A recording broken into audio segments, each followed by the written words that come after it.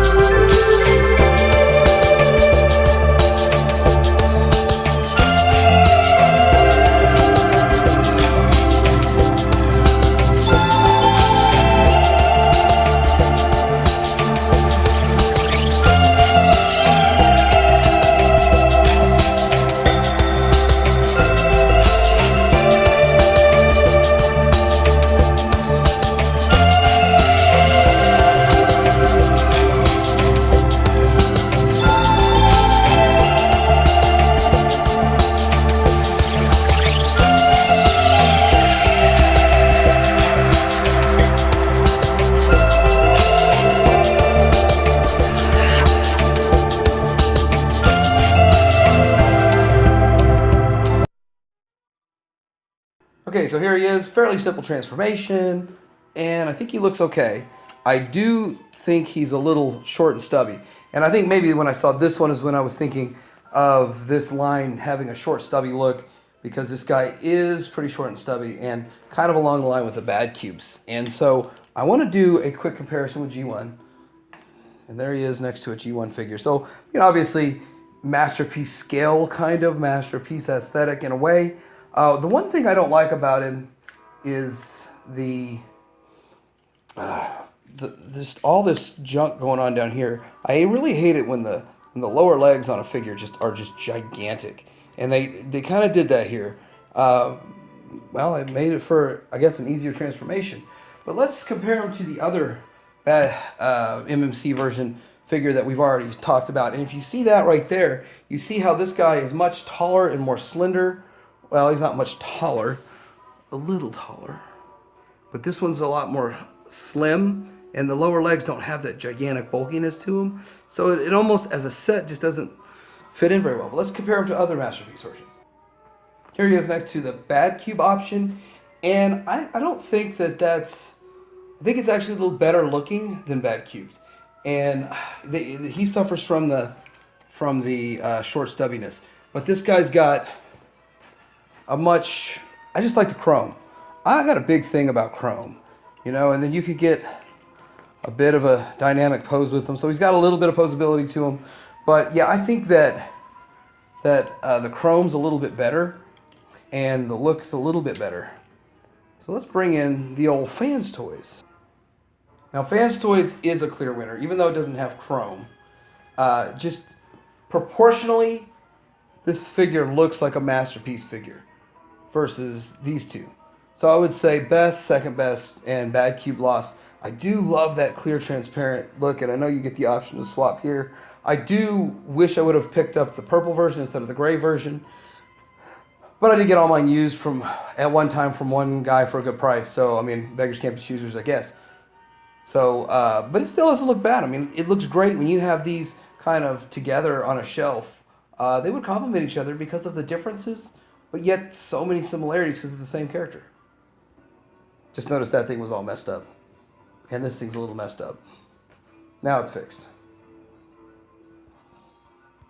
And here... they all are is a big mess of them. Does that look good or what? So he's a bit lacking articulation, but I can still get some poses out of him. I think he is a decent looking bot, and for the price, for a $35 figure that fits in a Masterpiece scale, fits in a Masterpiece line, and also complements what you already have in your collection, I'd definitely say it's a recommend. So like, subscribe, answer my question. Do you like the transparent pieces on your Masterpiece figures in an homage to the toy? Would you prefer to have it 100% like the cartoon? Do you like having the swappable options? Let me know, Tydirium. Hang her out.